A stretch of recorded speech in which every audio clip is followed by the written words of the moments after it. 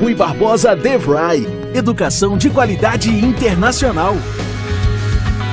Cursos de engenharia, saúde e gestão em 3 campi.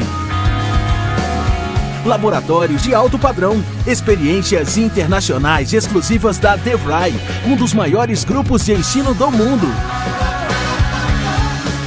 Venha estudar na Rui Barbosa DeVry, a melhor de Salvador, com padrão internacional. Vestibular 24 de janeiro.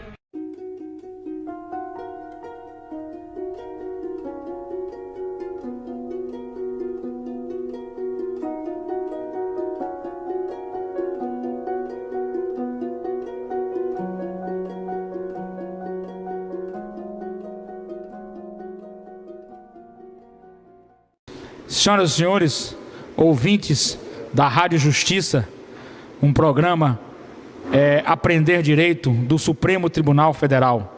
Estamos falando para o Brasil todo, para os nossos ouvintes. Quero agradecer à Rádio Justiça, aos nossos diretores, aos nossos colaboradores, enfim, Rádio Justiça, programa Aprender Direito do Supremo Tribunal Federal.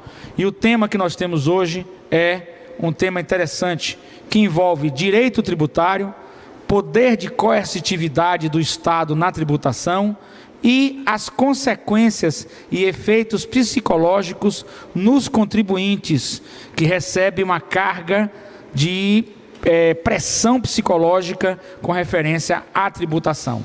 Então, os temas que nós escolhemos são definição de direito tributário, obrigação tributária, poder de coercitividade do Estado na tributação e os efeitos psicológicos nos contribuintes, que pode inclusive gerar a depressão, certo? Então é muito importante que nós possamos entender bem a definição do que vem a ser o direito tributário. O direito tributário, e nós vamos ter a participação dos acadêmicos aqui, nós estamos aqui na faculdade FTC. Meu nome é Carlos Henrique Alves Martínez, eu sou professor da Faculdade Rui Barbosa, sou professor do portal Jorge Guedes, sou professor do canal youtube.com/TV Pensar Direito e sou professor do grupo FTC Faculdade Cidade aqui em Salvador. E os nossos ouvintes poderão também futuramente interagir através de e-mail, através de consultas, que nós iremos responder. Nós estamos também com nossos acadêmicos aqui de direito, já formandos, doutores, que irão também participar, interagindo sobre esse tema maravilhoso que é o poder de tributar, a questão tributária. De onde vem a origem da questão tributária? Nós sabemos que o ser humano é um ser gregário, ele não vive sozinho, ele precisa viver em grupos sociais. Esses grupos, desde a época das cavernas, os homens estavam em grupos. Então eles precisavam de a mulher cuidar dos filhos e o homem caçar, buscar alimentação. Depois eles precisavam de abrigo. E aí começaram as suas necessidades para que pudessem se tornar seres humanos civilizados, começaram a ter uma complexidade naquele grupamento social. Essa complexidade naquele grupamento social teve que ter uma eleição de um chefe, teve que ter eleição de um líder, e por aí lá vai. Evidentemente chegou um ponto que esse grupamento precisava de necessidades coletivas, e essas necessidades coletivas precisariam ser arrecadadas. Então, daquela caça, daquela pesca, começou-se a ter uma reserva. Essa reserva era para o chefe do grupo, e esse chefe do grupo distribuía para todos em benefício da coletividade. Este é um conceito primário do que vem a ser o direito tributário. No futuro, a sociedade, como todos nós sabemos, tornou-se muito complexa e muito grande, muito abrangente. E nessa abrangência dessa sociedade, o que é que surge nessa abrangência dessa sociedade? Surge então o direito tributário. O que é que significa? O Estado precisa arrecadar dos particulares, dos cidadãos, para que possa utilizar este dinheiro em benefício da coletividade, como construção de estradas, construção de escolas, enfim, segurança pública, saúde, evidentemente, justiça. Nós tivemos depois a tripartição de Montesquieu, que nos coloca a divisão dos poderes, né? Unos independentes e harmônicos entre si: poder executivo, poder legislativo e poder judiciário. Poder legislativo faz as leis, poder executivo administra as cidades, né? E o Estado, e o poder judiciário aplica a lei ao caso concreto quando há um conflito, quando há dúvida. E o poder tributante do Estado é um poder de império. O Estado tem o poder de invadir o patrimônio do particular, desde quando isso esteja expresso em lei, e a partir daí arrecadar. Essa arrecadação tem uma finalidade. Qual seja a finalidade da arrecadação? A finalidade da arrecadação é justamente poder atender à necessidade da coletividade. Uma das necessidades da coletividade: quando o cidadão ficar mais idoso e não puder mais trabalhar, ele receberá um dinheiro, né? Ele será aposentado, ele será pensionista, e esse dinheiro é para suprir suas necessidades básicas.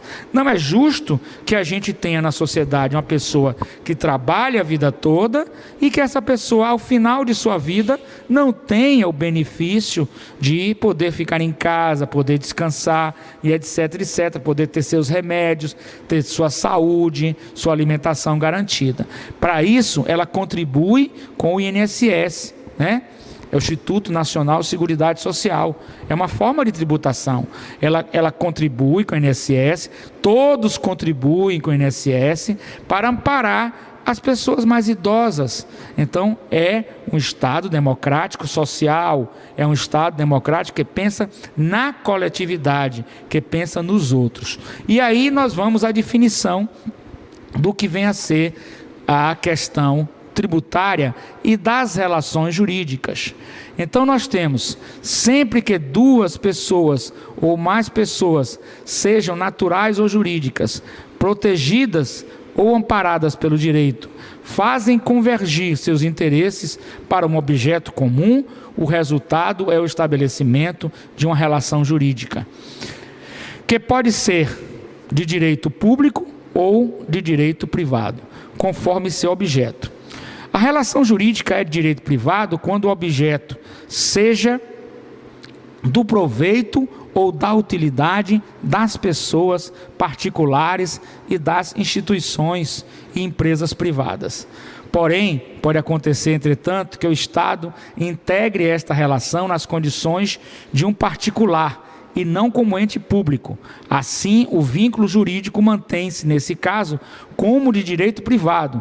Isso ocorre toda vez que o Estado, por exemplo, adquire bens para a composição do seu patrimônio, ou quando aluga um imóvel para instalações de uma repartição pública. Neste caso, nós estamos diante de uma relação privada.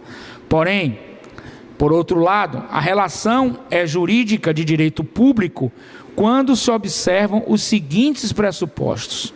Letra A: o Estado é, pelo menos, uma das partes envolvidas na relação. Letra B: o Estado é o titular do direito. E aonde o Estado é titular de direito? Vamos à participação dos nossos acadêmicos. Aonde o Estado é titular do direito? Quando ele tem o poder de tributar. Então, por favor, venham até aqui os acadêmicos para já falar desse poder tributar de forma simples, de forma tranquila, nesse debate que nós estamos fazendo e nesse programa Aprender Direito da Rádio Justiça do Supremo Tribunal Federal. Quero aqui render homenagens à Rádio Justiça e à produção, posto que o programa é um programa extremamente educativo, transmitido via rádio FM para Brasília e Goiânia e transmitido via internet para o Brasil todo. Assistam o programa Aprender Direito. É um programa que leva à sociedade conhecimento jurídico. E a sociedade tem o direito de conhecer o direito. Não é? Conhecer os seus direitos é seu direito. Então, meu querido acadêmico aqui, nós estamos nesta questão que nós estamos levantando sobre o Estado ser o titular do direito de tributar. Qual é a sua opinião é sobre essa questão. O Estado ser o titular do direito de tributar. Pode falar no microfone. Está aqui. Nobre acadêmico vai falar. Seu nome, por gentileza? Meu nome é Eli, eu sou acadêmico do nono semestre, último ano do curso de Direito aqui na Faculdade FTC. Olha um pouquinho mais alto. Tá ligado? O Estado, ele é o detentor do direito de tributar, ele ocupa o polo ativo dessa relação jurídica que o professor citou, em virtude do poder de império já adquirido, como o professor falou, desde os primórdios, sempre houve a necessidade de haver uma liderança. Com a tripartição do poder, houve a instituição de um líder, onde o Estado passou a liderar em favor do todo do coletivo. Com isso, com a imposição do poder de império, adquiriu o Estado o direito de ocupar o polo ativo da relação, na questão de poder tributar. Isso, muito bem. Então o Estado, pelo poder de império, que é antigo, né, tem o poder de tributar, o poder de invadir o patrimônio do particular para tirar algo, e este algo é em benefício da coletividade. E mais importante, o poder de tributar é um poder que está baseado na lei. Não se pode tributar fora da lei. Isso é uma espécie de garantismo. Meu querido Guimarães, sobre esse garantismo, é importante que você dê essa opinião. Porque se não houvesse o garantismo, nós estaríamos o quê? À mercê também do Estado. E isso não é interesse, inclusive do nosso egrégio Poder Judiciário. Eu quero aqui render homenagens pelo programa que vem sendo feito pelo Supremo Tribunal Federal, que é o programa Começar de Novo. É um programa que eu rendo homenagens ao ministro do Supremo Tribunal Federal, Sua Excelência, ministro doutor Ricardo Lewandowski. Ele tem feito, é um entusiasta no programa Começar de Novo, mudando um pouco assim de polo, no sentido de que o preso possa começar sua vida após deixar o cárcere. Começar com a profissão, começar para se tornar um trabalhador e não voltar a reincidir. Eu mando uma homenagem também à doutora Maria do Socorro, do Tribunal de Justiça do Estado da Bahia, que está empenhada nesse processo, é o processo Começar de Novo, e aos ministros do Supremo Tribunal Federal. A Rádio Justiça tem colaborado muito com isso. E o nosso programa Aprender Direito é justamente um programa que leva à sociedade uma informação clara, precisa, uma informação simples, para que a nossa população possa entender o direito, aprender o direito e ser conhecedor dos seus direitos para poder exercê-los de forma melhor. Meu querido Guimarães. Olá, eu sou Valdenir Guimarães, acadêmico do nono semestre também do curso de Direito. A importância do garantismo no direito tributário, creio que é para promover a ordem pública, porque garantindo os direitos que as pessoas vão exercer em seu patrimônio, em pagar o tributo de forma correta, ou na área pessoa física ou pessoa jurídica, vai ter a oportunidade de você também ser preservado de que o Estado não venha adentrar no seu patrimônio e de forma até agressiva vinha prejudicar o contribuinte ou o proprietário do bem. Nós estamos encerrando esse bloco, falta um pouco tempo, e no próximo bloco nós vamos falar um pouco sobre obrigação tributária, poder de coercitividade do Estado na tributação e os efeitos psicológicos nos contribuintes, que pode inclusive gerar o contribuinte à depressão. Eu gostaria também de ouvir o colega aqui sobre essa questão também do garantismo. Se não houvesse o garantismo, como seria esse poder de tributar? Ou outro colega que queira participar também.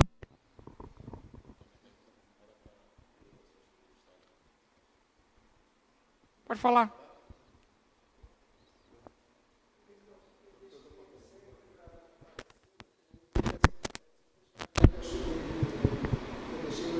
Se eu deixar aberto,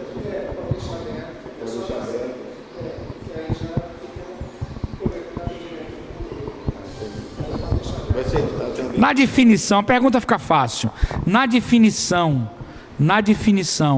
do poder de tributar, na definição do poder de invadir o patrimônio do cidadão, conforme o nosso querido Guimarães também falou aqui nesse encontro que nós estamos fazendo no programa Aprender Direito. É necessário, então, como ele falou, a legislação. Fora da legislação, nós teríamos o quê? Que situação poderíamos ter nessa questão?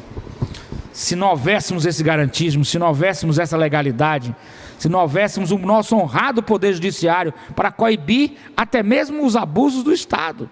Porque o Poder Judiciário, ele tem esse papel. Meu querido, suas palavras.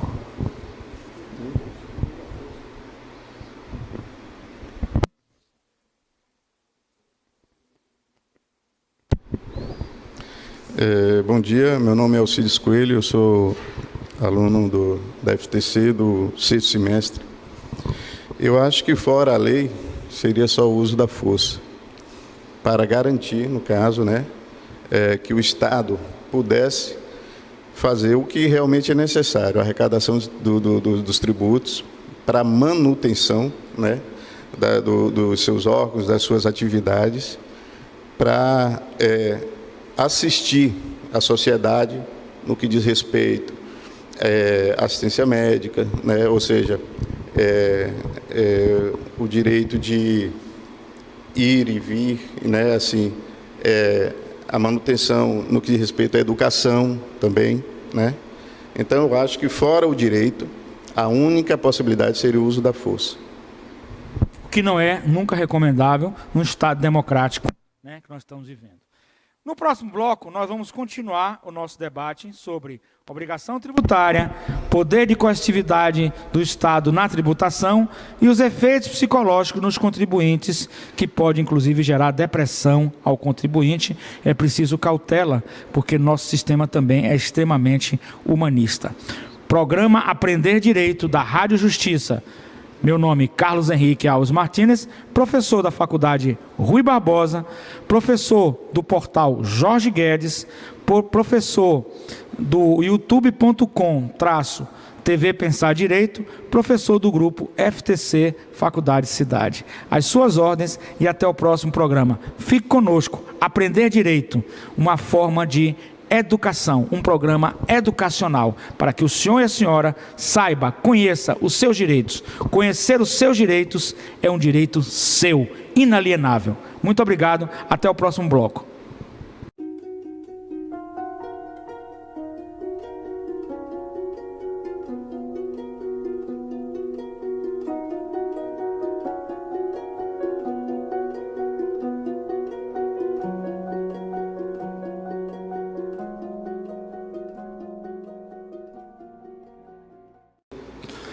Bom, continuando o nosso bloco, no nosso programa Aprender Direito, da Rádio Justiça, uma rádio que preza pelo processo de excelência da informação.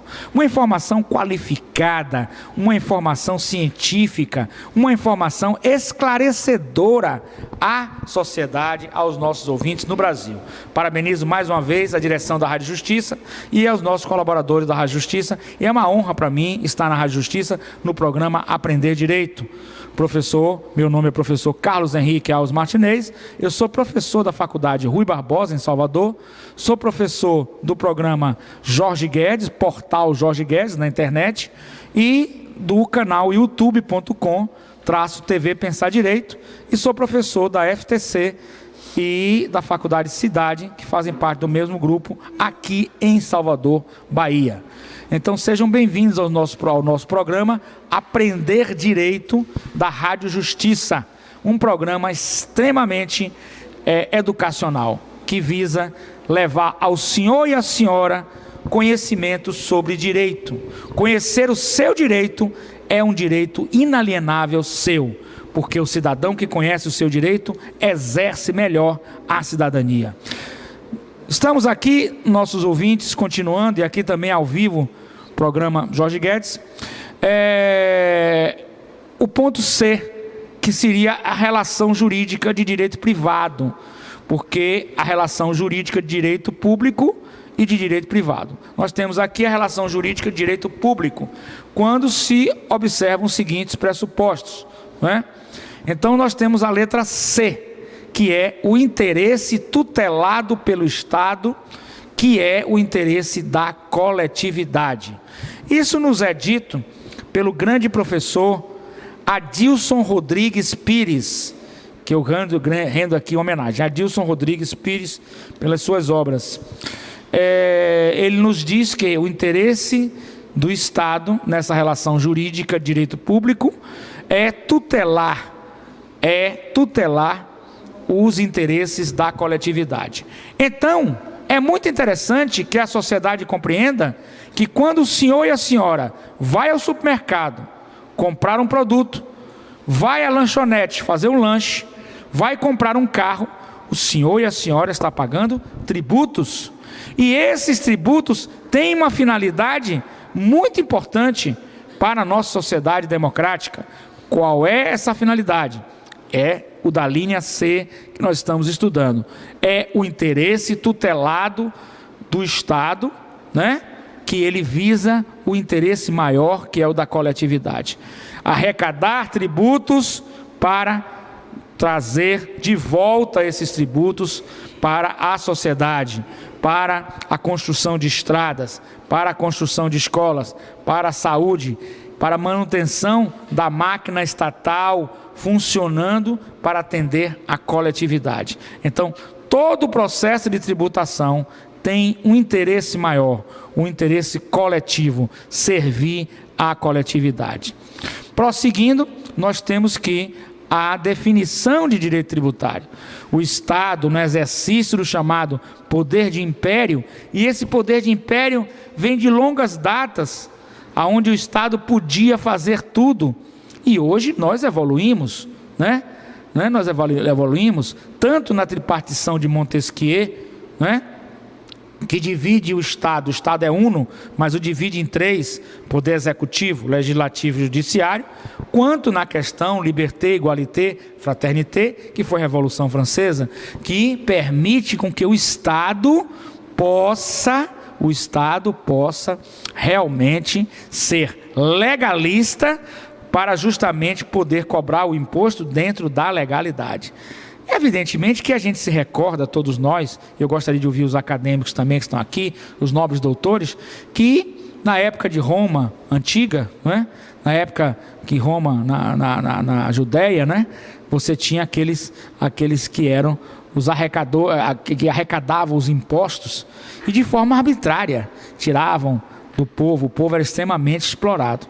Guimarães, com referência a essa arrecadação brutal, e para a nossa arrecadação agora, houve uma evolução. De qualquer maneira, houve uma evolução. A gente tem que compreender que houve. Houve, inclusive, que nós temos um poder judiciário, que dentro do Estado Democrático de Direito, pode se opor ao Estado. Pode dizer, o poder judiciário tem independência. E ele pode dizer ao Estado, certo? Mesmo fazendo parte dele, porque ele é quem diz o direito ao caso concreto, ao poder judiciário, ao nosso egrégio poder judiciário.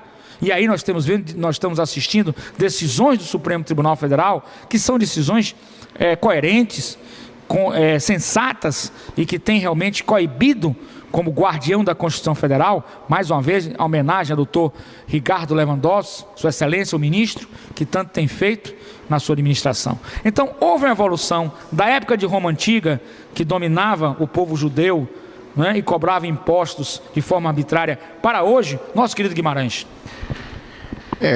Concordo e afirmo que houve evolução, mas não houve mudança, porque nesse tempo de Roma dizia dar a César o que é de César, né? Então já se pagava o tributo e se pagava de forma leal, mesmo que fosse de forma agressiva, arbitrária, que coibisse as pessoas a contribuírem, mas houve de certa forma a evolução, porque hoje, como o senhor já citou, o Poder Judiciário ele está aí também para atuar, para poder regulamentar e para também proteger o contribuinte, porque o Estado não pode, de forma coercitiva e agressiva, invadir o patrimônio também e, de forma tributária, agredir o contribuinte. Deve-se exercer uma forma com evolução de forma educacional, ensinar ou colaborar com o crescimento das pessoas jurídicas, que eles compreendam, de certa forma, como esse processo deve evoluir. Porque tem muitas pessoas que iniciam na pessoa jurídica, mas não sabem o passo a passo, como deve ser, e os fiscais ou os funcionários, né, do Estado na área de tributação chega de forma até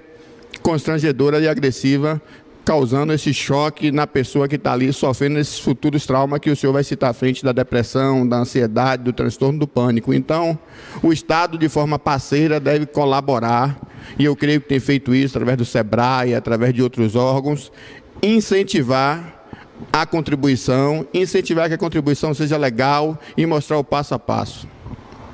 Perfeito, Guimarães.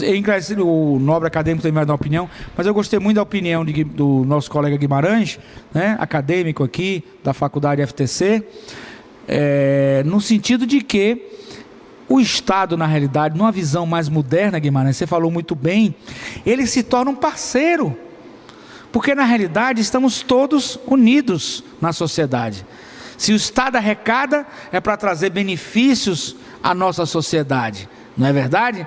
E o contribuinte, se paga seus impostos, fica em dia com suas obrigações tributárias, podendo ter suas certidões para participar de concorrências públicas, não é verdade isso?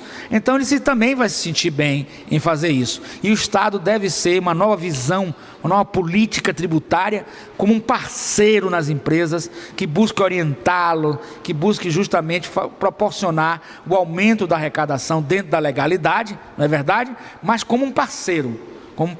Em última razão de ser, em última ratio, ele usaria então o poder de coercitividade e iria fazer o que nós chamamos nesse poder de coercitividade a invasão ao patrimônio e o constrangimento para arrecadar. Mas antes ele deve ser parceiro. Esse é um processo educacional que nós devemos levar a toda a sociedade. Com certeza, acredito que os nossos fiscais, os nossos auditores no Brasil todo já estão com essa consciência de que devem ser esses parceiros e não o que era no passado, aquela coisa, né, de retirar à força o patrimônio do cidadão, das empresas, a fim de cobrar impostos de forma coercitiva, ao extremo, ao pé da letra, porque esse poder de coercitividade também tem limitações ao poder de tributar. Meu querido.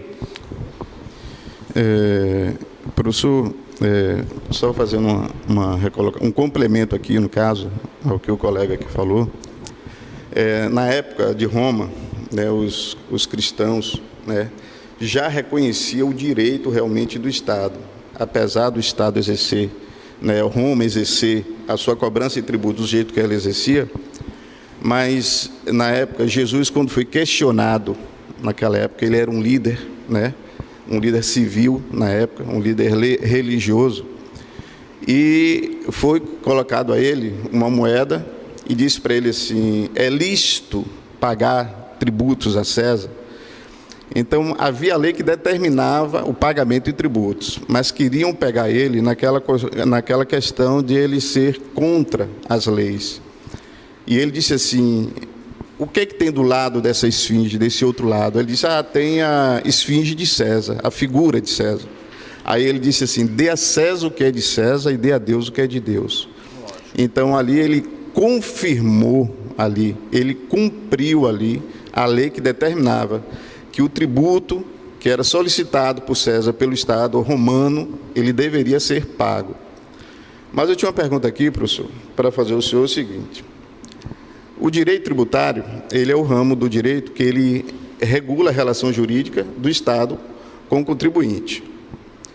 Agora, a gente sabe que o Estado, usando das suas atribuições, do seu poder, ele de forma coercitiva, ele chega para receber determinados tributos, ele age de forma imperativa até, né, para poder conseguir o seu resultado, a sua finalidade.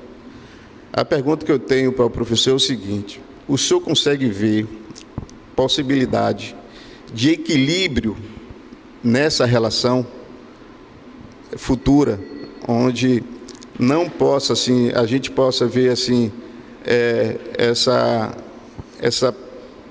essa continuidade dessa forma, às vezes, do Estado exercer a sua cobrança, exercer um direito legal, mas que ele às vezes exerce de forma que a gente sabe que é de forma imperativa? Perfeito, a pergunta é muito boa. Eu acho que nós temos que evoluir, mesmo que em alguns momentos estejamos, como o colega falou, concordo, muito interessante, nosso nobre acadêmico, ainda atrasados. Quando a gente pensa no Estado que vai invadir o patrimônio do particular, constranger, certo? Cobrar, multar, pelo menos a primeira visita, evidentemente, né? Então isso é um atraso, na nossa opinião. A sociedade, o ouvinte da Rádio Justiça, sabe que isso é um atraso. Mas nós estamos evoluindo. Nós estamos evoluindo, porque a própria tributação, o próprio sistema tributário, já começa a pensar, tenho certeza absoluta, já que já evolui, os próprios auditores, os próprios fiscais, no sentido de que tenhamos uma forma mais equilibrada, você falou muito bem, das relações Estado, poder tributante, ente tributante e o contribuinte, para que possamos realmente, justamente, arrecadar inclusive mais, e diminuir a evasão, diminuir a sonegação fiscal, porque aí o contribuinte vai estar mais aberto a pagar os seus tributos, evitando assim essas formas coercitivas. Penso que é um processo evolutivo, e penso mais ainda, da época de Roma para hoje, um pensamento meu, é que houve uma evolução, porque você não poderia processar o Império Romano. Se você não quisesse pagar o imposto, ou achasse aquele imposto injusto, mesmo que ele tivesse em lei, você não poderia processar o Império Romano. Era difícil processar o Império Romano, muito difícil, porque era realmente um sistema meio ditatorial. Não sei se o colega concorda, eu acho que é importante. E hoje não, hoje nós podemos, através do nosso Poder Judiciário, e nós temos aqui o nosso, por excelência, o nosso Supremo Tribunal Federal, que é um colegiado, a instância máxima do nosso egrégio Poder Judiciário, que é o guardião da Constituição Federal. E tem coibido sim, cobranças abusivas, cobranças arbitrárias, cobranças que não estejam dentro da lei, né, e que atinjam o contribuinte. Com certeza absoluta, isso tem ocorrido de forma contundente no nosso Poder Judiciário. Então, penso que nós estamos evoluindo. Eu penso muito que o poder tributário no Brasil e no mundo está evoluindo. Lógico que existe a diferença entre o real e o ideal. E nós, seres humanos, por sermos imperfeitos, a sociedade também é imperfeita, nós vamos estar sempre na busca do ideal através do sentir o real, e essa evolução é constante, eu não tenho dúvida disso. E nós estamos evoluindo muito isso. Quero aqui também agradecer a Ordem dos Advogados do Brasil, Seção Brasília, Seção Bahia, Seção Sergipe, Minas Gerais, eu mando um abraço, São Paulo também. E através do advogado, que é o baluarte da sociedade, é que esse advogado permite a liberdade de poder peticionar contra o Estado, contra uma arbitrariedade que o Estado, por algum motivo, esteja cometendo na cobrança de tributos. Mas também, por outro lado, não vamos ser pessimistas. Acredito muito que a própria fiscalização, o próprio poder tributante, os entes tributantes, já estão, com certeza, Guimarães, pensando muito em formas de arrecadação que não sejam tão coercitivas, que não sejam tão constrangedoras, porque sabem os especialistas de que essa forma arrecada muito mais impostos do que a outra forma. Tenho certeza que Guimarães tem essa experiência para nos passar.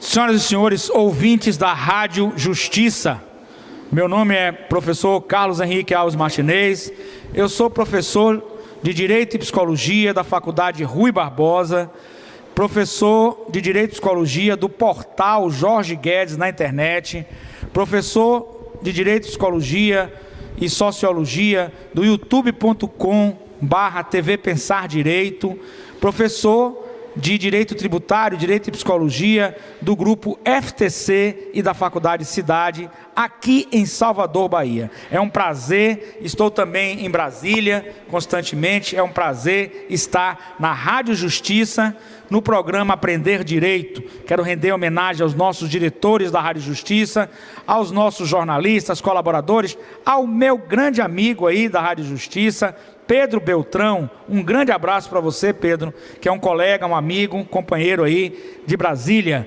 E eu estive a semana passada em Brasília, vou estar novamente na semana que vem, e é um prazer estar com nossos ouvintes da Rádio Justiça. Vamos continuar o nosso programa com os nossos temas. Nós já tínhamos falado sobre a definição do direito tributário, a obrigação tributária, não é? Que essa obrigação se forma através da CDA, que é a certidão da dívida ativa. Ela é emitida pelo órgão, né? O ente tributante, e ela habilita para que o ente tributante possa ajuizar uma ação, caso o contribuinte não pague, e essa ação é uma ação de execução fiscal, através da CDA. Antes, porém, é oportunizado todo tipo de defesa administrativa nos órgãos, nos entes tributantes, e eles fazem a defesa administrativa em caso de perda, caso de sofrer uma derrota, foi indeferido, e o órgão aí pode emitir a certidão da dívida ativa e ajuizar uma ação de execução fiscal.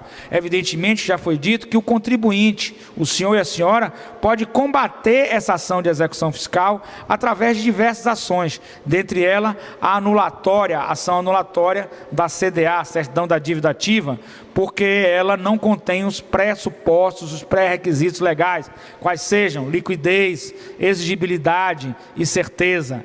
Pode então, porque a CDA tem que ter liquidez, ser líquida, valor certo, tem que ter certeza daquele valor, certo? E tem que ter a exigibilidade, ou seja, ser exigível dentro dos ditames da legalidade. Então, passando da obrigação tributária, vamos ao poder de coercitividade do Estado na tributação. O Estado tem poder de coercitividade para o ius puniendi, quando o cidadão comete um crime. Ele pode puni-lo, pode inclusive privar esse cidadão do seu direito de ir e vir, pode inclusive condená-lo à prisão. Também pode cobrar tributos. Então é um poder de coercitividade do Estado na tributação. E até que ponto esse poder causa, se mal exercido, se ultrapassado esse poder, se ultrapassado as limitações do poder tributar, ali Omar Baleeiro, que falava isso muito bem, ele pode então gerar efeitos psicológicos nos contribuintes, como por exemplo, nós vamos falar um pouco da depressão, já que eu tenho implantado nas faculdades de Direito, gostaria muito de estar na Rádio Justiça, como estou no programa Aprender Direito, ao longo desse desenvolvimento desse programa, ao longo deste ano, que possamos estudar também a questão do direito e da psicologia, porque o direito não sobrevive sem a psicologia. A psicologia é importante para o direito. O direito é o dever ser, e é um comportamento, e a psicologia estuda comportamentos, inclusive comportamentos desviantes. Podemos falar de um comportamento desviante para quem sonega impostos? É uma interrogação. Acredito que sim. O senhor e a senhora, o nosso ouvinte da Rádio Justiça, do nosso programa Aprender Direito, é que vai nos dar, vai trazer esse debate para conosco. Estamos aqui também com os acadêmicos que irão fazer perguntas. A nobre acadêmica também, que vai se manifestar, né? A nossa formanda em Direito. Querida. Bom dia, meu nome é Baiana, da Faculdade de Tecnologia e Ciências, FTC, 9º semestre de Direito. Eu gostaria de fazer, professor, um link em relação à questão da coercibilidade do Estado, justamente com a questão da Idade Média, em que eram que se cobrados tributos, e esses tributos eles não vinham para manutenção a favor da sociedade, né? Não vinham para ajudar a sociedade. Eram simplesmente cobrados tributos, se cobravam tributos até para morrer, como o tributo da mão morta, por exemplo, que para que o seu filho viesse a herdar a sua herança, viesse a ter a sua herança, o pai tinha que pagar esse tributo da mão morta, como outros tributos, até para atravessar uma ponte, cobravam-se esses tributos. E nada vinha, não tinha um retorno para a população, que hoje vemos uma vantagem em relação aos tributos que são cobrados hoje, porque a população tem esse retorno do que é cobrado, a nível de segurança, de dar mais segurança, mais saúde, enfim. Então, mas também há as limitações. Que limite ainda poderia existir hoje com relação à questão do poder de tributar? Nós vemos os limites com relação aos próprios princípios do direito tributário, né? A questão da legalidade, que tem que advir de uma lei, mas também há a forma de cobrança, como é cobrado, visto que o cidadão, o contribuinte, ele não passa nem por uma fase de conhecimento, ele já vai direto para a fase de execução. Então, seria um abuso de direito, poderia causar consequências a esse contribuinte, né, danos morais. Que tipo de reparação civil esse cidadão poderia vir futuramente a solicitar do Estado em relação a ele não ter essa fase de conhecimento e direto para a fase de execução? Então, visto que o tributo hoje em dia ainda o cidadão ainda sofre com essa coercibilidade do Estado em relação à tributação. Perfeito, uma pergunta maravilhosa nossa acadêmica. Na realidade, quando se fala em legalidade, se fala dentro de um processo de legalidade. Se o processo do direito tributário é um processo que ele já vai através da certidão da dívida ativa, não é isso? Ele já vai entrar com ação de execução fiscal. Se a lei determina isso, em tese ele está dentro da lei. Porém, ele difere de outros processos judiciais, como por exemplo o colega nos falou na aula, na questão do direito do consumidor, em que existe uma audiência de instrução e etc, né? E a própria Constituição Federal diz que nenhum direito ou lesão ou ameaça a direito poderá deixar de ser apreciada pelo Poder Judiciário. Então, na realidade, nós precisamos e aí requer uma mudança na legislação, porque a legislação hoje é assim, nós precisamos mudar uma legislação para oportunizar, para que essa legislação nova possa estar em sintonia, possa estar em reciprocidade, possa ser recepcionada melhor pela Constituição Federal. Constituição da República Federativa do Brasil de 1988, que garante o que ao cidadão?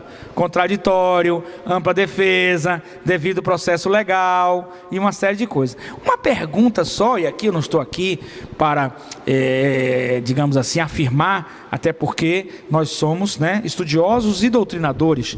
Será que ao fazer um processo de execução fiscal direto, sem passar por um processo de conhecimento, é uma indagação minha, né? Eu sou ousado ao fazer a indagação, não é verdade? Será que nós estaríamos ferindo o devido processo legal, o contraditório e a ampla defesa, expressos na Constituição Federal de 88? Expresso na Constituição Federal de 88, não é verdade? Será que nós estaríamos ferindo direitos e garantias fundamentais do cidadão? É uma interrogação para estudos, para pesquisas e para levar para o senhor e senhora, que é o nosso ouvinte da Rádio Justiça, não é? Da qual eu sou professor do Jorge Guedes, portal Jorge Guedes, como sou professor também da Rui Barbosa, sou professor também da Faculdade FTC e da Faculdade da Cidade, né, bem como da FACEI, Faculdade Einstein, na pós-graduação. Então é importante que a gente faça esse tipo de reflexão, para que nós possamos aprimorar a forma de tributar. E mais, e está o Guimarães também aqui, concorda comigo, da forma também da gente buscar uma parceria, uma integração entre o fisco e entre o contribuinte, para que possamos deixar essa forma coercitiva como última razão de ser, última ratio. Eu tenho certeza que nessa parceria, Guimarães, a gente arrecada mais, o Estado arrecada mais e o contribuinte se sente menos, digamos assim, onerado, menos, digamos assim, forçado, menos oprimido, certo? E com certeza passa a ter consciência de que há necessidade de tributar. A questão de tributos também já é dito no meio político, requer uma reforma da tributação, do direito tributário. E poderíamos incluir na reforma essas novas medidas, essas novas colocações, que é interessante. Com certeza sua pergunta é muito válida. Mas no momento, o mecanismo legal, né, o procedimento legal é este. E a gente, como legalista, tem que segui-lo. Porém, filosoficamente, né, ele fere um pouco da isonomia da relação do Estado com o particular. Fere essa isonomia, né, de uma situação do particular para com o particular. É uma situação do Estado para com o particular é outra. Então esse é um resquício do poder de império, do poder do Estado todo império, todo poderoso, que podia tudo, e etc, etc, etc. Por isso que eu digo, o nosso Poder Judiciário, o nosso egrégio Poder Judiciário, e aí rendo homenagens ao Supremo Tribunal Federal, na pessoa do queridíssimo doutor Lewandowski, Ricardo Lewandowski, nosso presidente, de que temos evoluído, sim. Temos evoluído, sim. O Estado hoje evoluiu muito daquela época de Roma e de outras épocas passadas que nós tivemos no Brasil e no mundo também. Mas é um processo o processo de evolução da humanidade, do direito, né, é sempre aquele processo lento, mas nós estamos evoluindo. Evoluindo no direito tributário, evoluindo no direito da mulher, quando agora a mulher é protegida, evoluindo no direito dos homoafetivos, que vão ter seus direitos respeitados, sua integridade física, psicológica respeitada, e por que não o contribuinte ter a sua integridade física e psicológica respeitada. É muito importante essa colocação. E buscar o ente federado, o ente tributante, uma forma de tributação que faça o Estado e o contribuinte verdadeiros parceiros nessa forma de tributar. Há necessidade de tributar, não podemos viver sem a tributação. O contribuinte tem que pagar. Por que não fazer isso de forma mais conciliatória, de forma mais harmoniosa, de forma mais produtiva e que vise uma arrecadação maior? Meu querido. Meu nome é Fábio Machado, acadêmico de Direito do 9º semestre da Faculdade de Tecnologia e Ciência, FTC Salvador. Gostaria de fazer uma pergunta ao professor e posso estender isso aos colegas. Sendo o fisco uma herança da ditadura militar, que antecede o Estado democrático de direito, como tornar a tributação, como tornar a tributação mais humana, visto que o poder coercitivo do Estado, no meu ponto de vista, ele não se preocupa, né, com os efeitos psicológicos causados ao contribuinte. Perfeito, eu concordo com a sua pergunta e eu gostaria de abrir também para alguns colegas que queiram respondê-la também.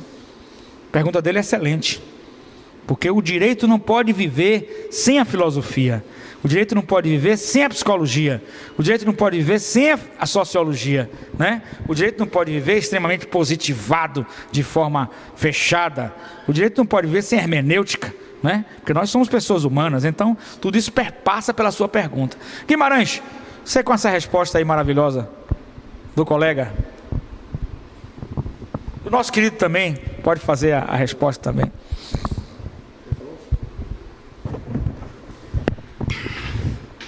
Professor Carlos e meu colega aqui, eu percebo o seguinte, o Estado, ele não tem essa preocupação, né, e essa visão de saber qual é o resultado que a sociedade, que o contribuinte vai ter com a sua forma de se cobrar determinado imposto, a maneira da execução dessa cobrança, ele não tem essa preocupação. Eu vejo que a psicologia, ela permite a percepção desse resultado, né? O que acontece, né, com o contribuinte quando ele de forma imperativa pelo Estado, de forma assim coercitiva, ele sofre essa invasão em seu patrimônio, em seus bens, né? assim, sem o que a gente percebe que seria o direito de se defender, na verdade, né? Primeiro o Estado vem, atua, toma, e depois diz assim, agora você se manifeste. Então, imagine a gente, professor, em casa, é como se uma pessoa invadisse a nossa casa e dissesse assim, eu vou levar isso aqui. Não, mas isso aqui é meu.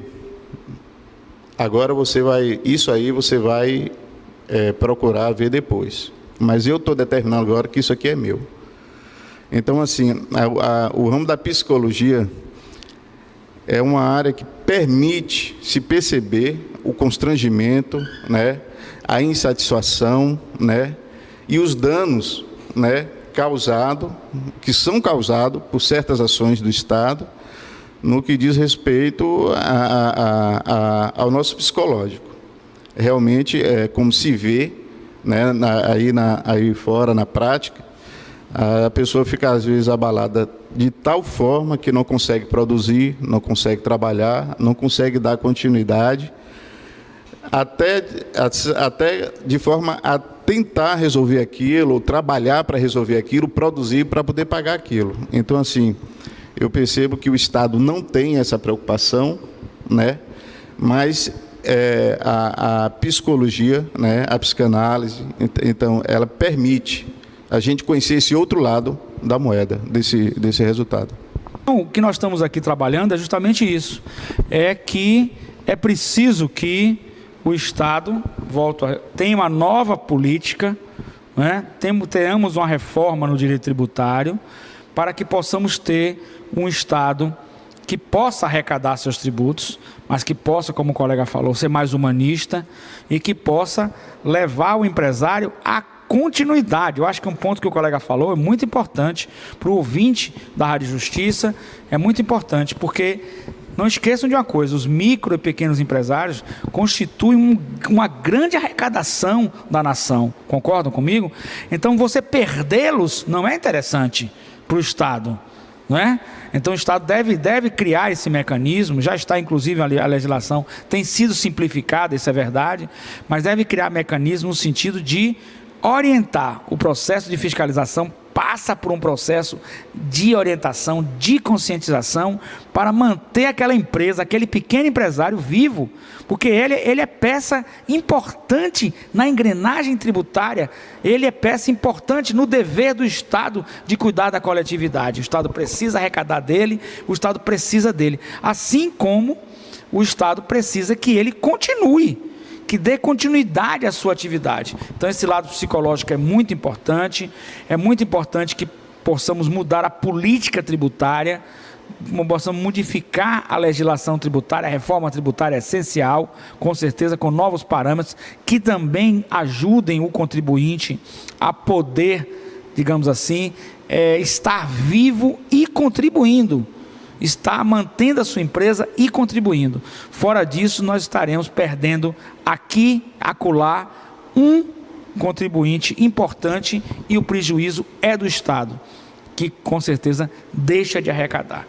A questão que nós estamos falando, os efeitos psicológicos nos contribuintes com referência à depressão, é muito importante que a gente entenda que o contribuinte imaginemos que ele tem um pequeno comércio, e é isso que é importante que a gente possa entender, que o contribuinte que tem um pequeno empresário, se ele se sentir muito pressionado na carga tributária, se ele não consegue atingir aquela carga tributária, entre ele pagar o funcionário, entre ele retirar uma prolabore para a sua alimentação sua e de sua família, ele vai optar naturalmente, como ser humano, psicologicamente, por esses dois bens, né, que são mais importantes para ele. Vai criar uma bola de neve, vai criar uma dívida tributária. Não podendo pagar, tenho certeza que todo brasileiro, brasileira, pessoas honestas e íntegras, poderão cair num processo de um efeito psicológico de depressão. E essa depressão, ela entra em uma triade cognitiva, que leva ao quê?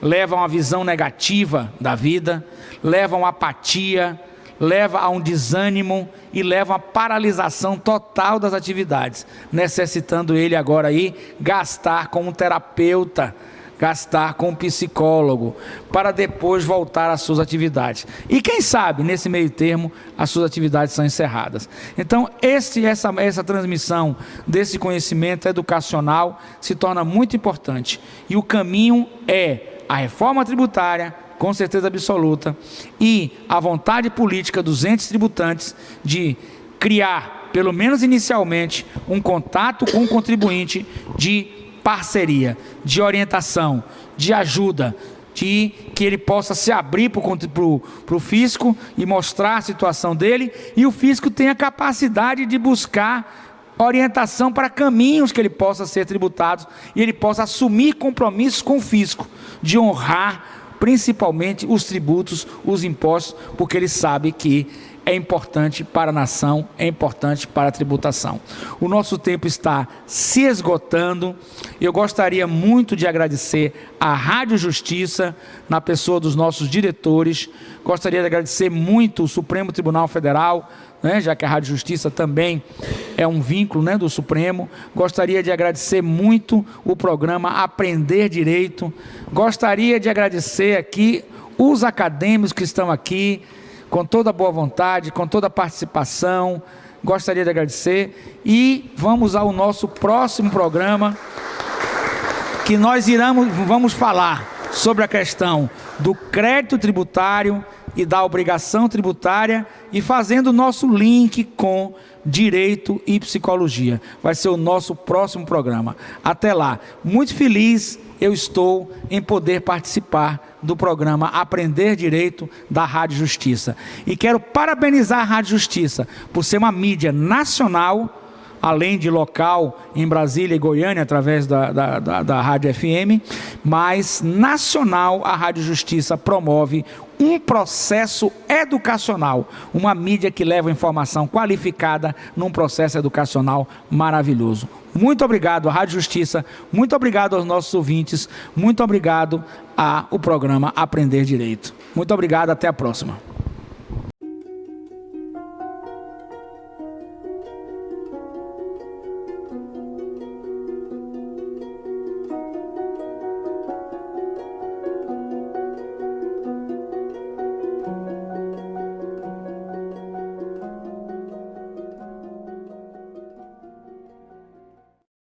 Área 1 DeVry, referência em engenharia.